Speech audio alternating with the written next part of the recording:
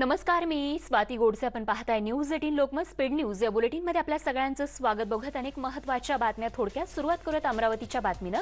अमरावती जिल्ह्यातही पुन्हा कोरोना लस पूर्णपणे संपल्यानं जिल्ह्यातील 100% लसीकरण केंद्र ही बंद झाली असल्याचं जिल्हा आरोग्य अधिकारी डॉक्टर दिलीप रणमले यांनी सांगितलंय. कोरोना लसीकरणासाठी आलेल्या लोकांना आल्यापावली परत जावं लागलंय, तर काही जण लस येईल म्हणून वाट बघत असल्याचं चित्र अमरावतीमध्ये बघायला मिळतंय. नाशिककरांसाठी महत्त्वाची बातमी आहे. नाशिक जिल्ह्यासाठी 78,780 लस प्राप्त झाली. लसीचे डोस जे आहेत ते इतक्या प्रमाणात प्राप्त झाले. गेल्या 2 दिवसांपासून लसीकरण बंद आहे. अनेक लसीकरण केंद्रांवर बंदचे बोर्ड लागले आहेत. आता लसींचा साठा उपलब्ध झाल्यामुळे उद्यापासून लसीकरण जे आहे ते सुरळीत सुरू होणार आहे. तर नाशिकमधील झाकीर हुसेन रुग्णालय दुर्घटनेतील ऑक्सिजन टाकी दुरुस्तीसाठी तंत्रज्ञांची टीम दाखल झाली. अवघ्या 21 दिवसातच या टँकचे वॉल्व खराब झाल्यानं ऑक्सिजन गळती झाली होती आणि त्यामध्ये 24 रुग्णांना आपला जीव गमवावा लागला होता. आता रुग्णांना ऑक्सिजन पुरवठ्यासाठी वेगळ्या सोयी उपलब्ध करून देण्यात आल्या. रुग्णांना ड्युरा आणि जम्बो सिलेंडर कनेक्ट करून 2 टाक्यांद्वारे पुरवठा होतोय. आज संध्याकाळपर्यंत या टाकीचं काम पूर्ण होणार आहे. पुण्यातील कोंढवा येथे हॉस्पिटलच्या दारातच उभ्या असलेल्या रुग्णवाहिकेत रुग्णाचा मृत्यू झाला आणि त्यामुळे संतप्त झालेल्या रुग्णाच्या नातेवाईकांनी हॉस्पिटलची तोडफोड केली आहे. रुग्णाच्या नातेवाईकांनी डॉक्टरांना देखील मारहाण केली. हा सर्व प्रकार नगरसेवक गफूर पठाण यांच्या समोर घडला. त्यामुळे पठाण आणि समर्थक आक्रमक झाले आणि त्यांनी रुग्णालयाची तोडफोड केली. या प्रकरणी 15 ते 20 जणांवरती गुन्हा दाखल करण्यात आला आहे. पुण्यामध्ये हॉस्पिटलच्या सुरक्षा कर्मचाऱ्यांनी दाखवलेल्या प्रसंगावधानामुळे आगीची मोठी दुर्घटना टळली आहे. कमला नेहरू हॉस्पिटलच्या बेसमेंट पार्किंगमध्ये ठेवण्यात आलेल्या वैद्यकीय कचऱ्याला ही आग लागली होती. आग लागल्याचं समजताच तिथल्या सुरक्षा रक्षकांनी तात्काळ तिथली अग्निशमन यंत्रणा वापरून ही आग विझवली.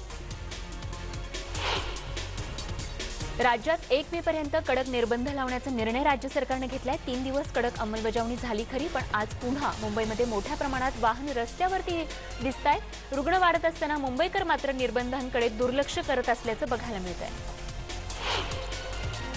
केंद्रीय मंत्री नितीन गडकरी यांच्या प्रयत्नानं नागपूरमध्ये मोबाईल टेस्टिंग व्हॅन दाखल झाली. या व्हॅनमध्ये दिवसाला 2,500 RT-PCR टेस्ट करण्याची क्षमता आहे. एका चाचणीसाठी ₹450 इतका दर आहे. येत्या 3 ते 4 दिवसांमध्ये ही व्हॅन कार्यान्वित होणार आहे. तर स्पाइस हेल्थ या कंपनीनं ही व्हॅन नागपूरमध्ये आणली आहे. नितीन गडकरी यांनी यासाठी स्पाइस हेल्थला विनंती केली होती. तिकडे बुलढाण्यात खासगी रुग्णालयात रुग्णांच्या जीवाशी खेळ सुरू आहे. एका रुग्णाची RT-PCR टेस्ट न करताच रेमडेसिवीरचं इंजेक्शन त्या रुग्णाला देण्यात आलं आणि त्यानंतर त्या रुग्णाचा मृत्यू झालाय. या खासगी रुग्णालयात सरकारनं घालून दिलेले नियम धाब्यावर बसवण्यात आल्याचा आरोप रुग्णाच्या नातेवाईकांनी केलाय. इतकंच नाही तर या रुग्णाचा मृतदेह देताना कोणतेही प्रोटोकॉल पाळण्यात आले नाहीत आणि या रुग्णावर अंत्यसंस्कार केल्यानंतर अन्य 4 नातेवाईक हे पॉझिटिव्ह आले. अमरावती जिल्हा कोविड रुग्णालयात दाखल केलेल्या 75 वर्षीय रुग्णाचा 2 दिवसांपूर्वी शहरातील सिद्धार्थनगर परिसरात मृतदेह सापडल्यानं खळबळ उडाली आहे. मात्र रुग्णालय प्रशासन हा वृद्ध रुग्ण आमच्याकडे उपचार घेतोय असं नातेवाईकांना सांगत होते आणि त्यामुळे रुग्णालयाचा भोंगळ कारभार पुढे आलाय. रुग्ण रुग्णालयात असताना देखील गायब कसा झाला असा सवाल करत नातेवाईकांनी रुग्णालयाच्या चौकशीची मागणी केली आहे. गडचिरोलीच्या जिल्हा सामान्य रुग्णालयातून चोरी करून रेमडेसिवीर इंजेक्शन विकणाऱ्या परिचारिकेला नागपूर पोलिसांनी अटक केली. नागपूरच्या बेलत रोड पोलिसांनी रेमडेसिवीरचा काळाबाजार करणाऱ्या टोळीला पकडल्यानंतर या परिचारिकेचं नाव समोर आलं आणि त्यानंतर तिला अटक करण्यात आली आहे. सिंधुदुर्गातून गोव्यात येणाऱ्यांना आता ई-पास बंधनकारक करण्यात आलाय. सिंधुदुर्ग जिल्हा प्रशासनाने याबाबत माहिती दिली आहे. गोव्यात सध्या कोरोनाबाधित रुग्णांची संख्या मोठ्या प्रमाणात वाढत असल्यानं पर्यटकांवर निर्बंध आणण्यात आलेत आणि त्यासाठी सावंतवाडीजवळ चेकपोस्ट उभा करण्यात आलाय. त्यामुळे आता ई-पास नसेल तर गोव्यातून महाराष्ट्रात प्रवेश करता येणार नाही. राज्यात कोरोनानं थैमान घातलंय. मात्र ज्या जिल्ह्यात कोरोना रुग्ण संख्येबाबत दिलासादायक आकडे समोर येत आहेत त्यामध्ये धुळे जिल्हा आता अग्रेसर आहे. जिल्ह्यात कोरोना पॉझिटिव्ह दर हा कमी होत असून मृत्यू दर देखील मर्यादित आलाय. तर बरं होणाऱ्या रुग्णांचं प्रमाण हे 87% अधिक आहे. जिल्ह्यात परिस्थिती सुधारत आहे आणि त्यामुळे नागरिकांनी मात्र परिस्थिती सुधारतीये त्यामुळे बेपर्वाई करून चालणार नाही. ज्या पद्धतीनं तुम्ही आता काळजी घेताय तशीच काळजी यापुढे देखील आपल्याला घ्यायची आहे. दख्खनचा राजा अशी ओळख असलेल्या ज्योतिबाची आज होणारी चैत्र यात्रा रद्द करण्यात आली। सलग दुसऱ्या वर्षी कोरोनाच्या संकटामुळे ही यात्रा रद्द झाली आहे। गेल्या वर्षी देखील चैत्र यात्रा जी आहे ती लॉकडाऊनमुळे झाली नव्हती, तर यंदा देखील यात्रा न झाल्याने भाविकांना दख्खनच्या राजाचं दर्शन घेता येणार नाहीये। ही यात्रा रद्द झाली असली तरी मानकऱ्यांच्या उपस्थितीत पालखी सोहळा पार पडणार होता। 27 एप्रिलला किल्ले रायगडवर आयोजित केलेला शिवपुण्यतिथी अभिवादन कार्यक्रम रद्द करण्यात आला। कोरोना संक्रमण वाढत असल्याच्या पार्श्वभूमीवर हा निर्णय घेण्यात आला। श्री शिवाजी रायगड स्मारक मंडळ पुणे आणि स्थानिक उत्सव समिती महाड यांच्या संयुक्त विद्यमाने गेली 125 वर्ष हा अभिवादन कार्यक्रम इथे आयोजित केला जातो। कोरोनाच्या पार्श्वभूमीवर दुसऱ्यांदा हा कार्यक्रम रद्द झालाय। 27 एप्रिलला शिवपुण्यतिथी अभिवादन कार्यक्रमासाठी कोणीही गडावर येऊ नये असं देखील आता सांगण्यात आलंय। मोफत लसीकरणावरून महाविकास आघाडीत नाराजी असल्याचे समोर येते। नवाब मलिकांनी मोफत लसीकरणाबाबत घोषणा केली आणि त्याचवरून महाविकास आघाडीमधील काही मंत्री नवाब मलिकांवरती नाराज असल्याची माहिती सूत्रांनी दिली आहे। कोरोना लसीकरणाचा खर्च केंद्र सरकारने उचललाय आणि मन की बात मध्ये पंतप्रधान मोदी यांनी तसं स्पष्टही केलं असं विरोधी पक्षनेते देवेंद्र फडणवीस यांनी सांगितलं। तसंच लसीकरणाबाबत राज्य सरकारमध्ये एकवाक्यता असायला हवी आणि 1 मे पासून लसीकरणासाठी मोठा वर्ग जोडला जाणार आहे आणि त्यासाठी स्ट्रॅटेजी आखायला हवी असं देखील फडणवीस यांनी स्पष्ट केलं आहे। राज्यात लसीवरून आम्ही राजकारण करत नाही, उलट राज्यातील महाविकास आघाडी सरकार हे जनतेच्या हिताचाच निर्णय कुठल्याही राजकारणाशिवाय घेतंय असं राऊत यांनी म्हटलंय। तर महाविकास आघाडीला संकटाचं राजकारण करण्याची गरज नाही, उलट संकट ही संधी मानून राजकारण करण्याची गरज नाही। उलट या काळात सरकार प्रत्येक पाऊल हे प्रत्येकाचा जीव वाचवण्यासाठी टाकतंय असं देखील राऊतांनी स्पष्ट केलंय। दुसरीकडे राज्यात इतर राज्यांच्या तुलनेत ऑक्सिजनचा पुरवठा सुरळीत असल्याचं देखील राऊतांनी म्हटलंय।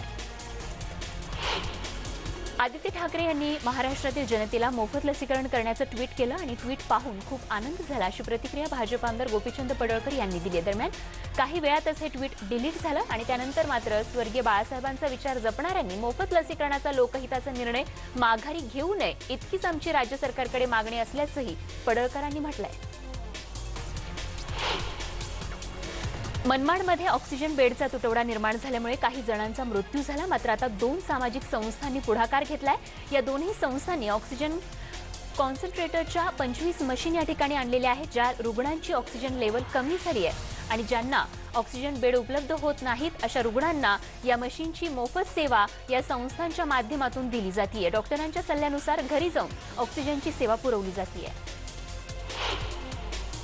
2 वर्षांपूर्वी पुण्यात गरजू रुग्णांना तातडीने रुग्णवाहिका मिळावी या उद्देशाने स्थापन झालेल्या हेल्थ रायडर या विविध क्षेत्रातील तरुणांच्या ग्रुपचा खरा कस लागला तो कोरोनाच्या काळात।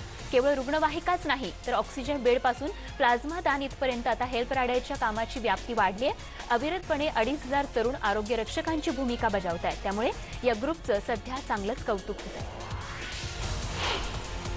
चंद्रपूरमध्ये काही नागरिकांच्या पुढाकाराने आणि एकत्र येण्यामुळे एक मोठा उपक्रम राबवण्यासाठी मदत झाली आहे। शहरातील युवकांना एकत्र शासकीय कोविड रुग्णालयात दररोज जेवणाचे तयार डबे देण्याचा उपक्रम जो आहे तो राबवला जातोय। या उपक्रमाला मोठा प्रतिसाद लाभतोय। एकीकडे कोरोना रुग्णांच्या तब्येतीची काळजी आणि दुसरीकडे त्यांच्या भुकेचाही प्रश्न, यावर उत्तर म्हणून या युवकांनी एकत्र येत रुग्णांच्या नातेवाईकांची एक अडचण दूर केली आहे।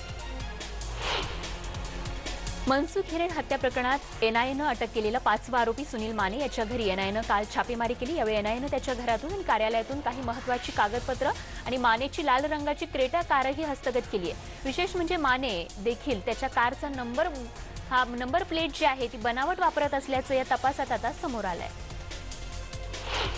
नवी मुंबईतील तुर्भे औद्योगिक क्षेत्रात अमोनिया वायूची गळती झाली आहे। तुर्भे इंदिरानगरमधील अमूल कंपनीच्या प्लांटमध्ये ही गळती झाली आहे। अग्निशमन दलाच्या गाड्या घटनास्थळी दाखल झाल्या आहेत। दंडकारण्यात माओवाद्यांच्या विरोधात सुरू असलेल्या प्रहार अभियानाच्या विरोधात माओवाद्यांनी भारत बंदचं आवाहन केलंय। या पार्श्वभूमीवर गडचिरोली जिल्ह्यासह दंडकारण्यात रेड अलर्ट जारी करण्यात आलाय। रविवारी संध्याकाळी लगतच्या तेलंगणातील मंचिर्याल जिल्ह्याचे पोलीस आयुक्त सत्यनारायण यांनी महाराष्ट्राच्या सीमेवरील प्राणहिता पूल परिसरात येऊन सीमावर्ती भागाच्या सुरक्षेचा आढावा घेतला। माओवाद्यांनी भारत बंदच्या पूर्वसंध्येला छत्तीसगडच्या सुकमा जिल्ह्यात 80 लाख रुपयांच्या 7 वाहनांची जाळपोळ केली आणि सोबतच या ठिकाणी दरभागुडा दरम्यान सशस्त्र माओवाद्यांनी 7 टिप्परही जाळले। भारतात सलग तिसऱ्या दिवशी जगातली सर्वाधिक रुग्णवाढ झाली. गेल्या 24 तासात 3,53,000 नवे रुग्ण आढळून आले, तर 2,812 रुग्णांचा मृत्यू झालाय. दिवसेंदिवस कोरोना रुग्णांच्या संख्येत उच्चांकी वाढ होत असल्यानं देशात सध्या चिंतेचं वातावरण आहे. या वाढत्या आरोग्य संख्येमुळे आरोग्य यंत्रणेवरचा ताण देखील वाढू लागलाय. टीकेची झोड उठल्यावर सिरमच्या लसीसाठी कच्चा माल पाठवण्यास अमेरिका तयार झाले. दोन्ही देशांच्या राष्ट्रीय सुरक्षा सल्लागारांनी काल फोनवरून या संदर्भात बातचीत केली आहे. या फोन कॉलमध्ये अमेरिकेचे राष्ट्रीय सुरक्षा सल्लागार जेक सलिव्हन यांनी अजित डोवाल यांना याबाबतचं आश्वासन दिलंय. कच्च्या मालासोबतच पीपीई किट, व्हेंटिलेटर आणि अन्य वैद्यकीय सामुग्री अमेरिकेतून भारतात येणार आहे. ब्रिटनकडून भारतासाठी वैद्यकीय सामुग्री पाठवली जाते. 120 अत्याधुनिक व्हेंटिलेटर, 20 मॅन्युअल व्हेंटिलेटर आणि 495 ऑक्सिजन मशीन जे आहेत त्या देखील भारतासाठी रवाना झाल्या आहेत. भारतावरील संकटादरम्यान एक मित्र आणि भागीदार म्हणून ब्रिटन भारतासोबत उभा आहे, असं ब्रिटनचे पंतप्रधान बोरिस जॉन्सन यांनी म्हटलंय. मदतीचं पहिलं या ठिकाणी पाऊल जे आहे आणि त्या दृष्टिकोनातून ते जे सामुग्री आहे ते उद्या दिल्लीत दाखल होईल. उर्वरित मदत ही शुक्रवारी किंवा शनिवारी येणार आहे. रिलायन्स इंडस्ट्रीजकडून महाराष्ट्रासाठी ऑक्सिजनची मोठी मदत प्राप्त झाली आहे. गुजरातच्या जामनगरहून महाराष्ट्रासाठी ऑक्सिजनचे 3 टँकर घेऊन ट्रेन पनवेलमध्ये दाखल झाली. ही ट्रेन दाखल झाल्यानं मोठा दिलासा मिळालाय. या 3ही टँकरमध्ये 44 टन ऑक्सिजन आहे. कोरोनाच्या पार्श्वभूमीवर सध्या राज्यात मोठ्या प्रमाणात ऑक्सिजनची गरज निर्माण झाली, त्यामुळे रिलायन्स इंडस्ट्रीजकडून या संकट काळात महाराष्ट्रासाठी मोठी मदत मिळणार आहे. शीख बांधवांचे गुरुद्वारे हे नेहमीच सेवेसाठी ओळखले जातात. मग कोरोना काळात तरी शीख बांधव मागे कसे राहतील? दिल्लीतील एका गुरुद्वारात ऑक्सिजन लंगर सुरू करण्यात आले. धर्मपंथ जात तर नाही, पण आधार कार्डही न पाहता इथे गरजूंना ऑक्सिजन लावला जातोय. याचं कारण असं की दिल्लीत अनेकांना ऑक्सिजन बेड मिळत नाहीये. अशा रुग्णांना बेड मिळेपर्यंत ऑक्सिजन मिळावा हा यामागचा हेतू आहे आणि ही सेवा विनामूल्य आहे. या उपक्रमाचं जगभरातून कौतुक होत आहे. देशातील सध्याची परिस्थिती पाहता मायक्रोसॉफ्ट कंपनीनं मदतीचा हात पुढे केलाय. मायक्रोसॉफ्ट आपला आवाज, संसाधनं आणि तंत्रज्ञान याचा वापर करून देशाला ऑक्सिजनची मशीन जी आहे ती खरेदी करण्यासाठी मदत करेल, असं आश्वासन मायक्रोसॉफ्टचे मुख्य कार्यकारी अधिकारी सत्य नडेला यांनी म्हटलंय. कुटुंबातील लोकांना कोरोनाची बाधा झाल्यानं दिल्ली कॅपिटल्सचा स्टार गोलंदाज आर आश्विन यानं आयपीएलच्या 14व्या मोसमातून माघार घेतली आहे. त्यानं ट्विट करून याबाबतची माहिती दिली आहे. आपल्या कुटुंबातील काही जणांना कोरोनाची बाधा झाली असल्याची माहिती त्यानं दिली आहे.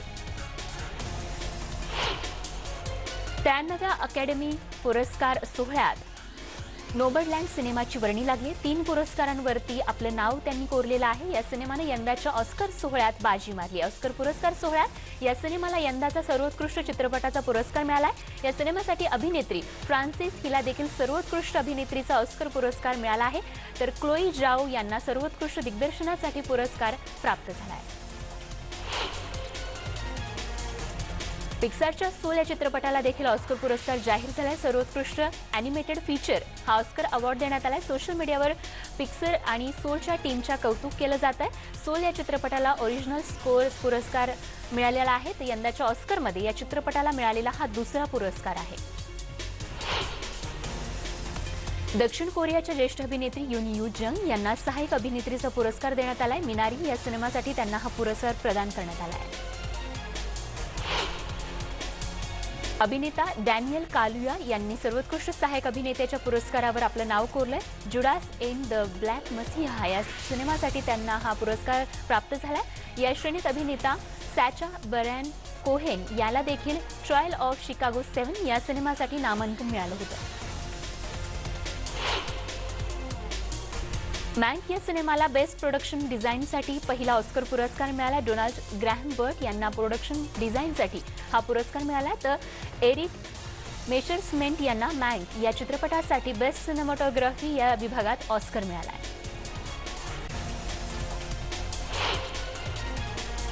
आणि या सगळ्या महत्त्वाच्या बातम्यांसोबतच या बुलेटिनमध्ये वेळ झाली इथेच थांबण्याची. ताज्या बातम्यांसाठी बघत रहा न्यूज 18 लोकमत. आणि बुलेटिनच्या शेवटी जाता जाता तीच महत्त्वाची आठवण म्हणजे मास्क लावा आणि सुरक्षित रहा. बघत रहा न्यूज 18 लोकमत.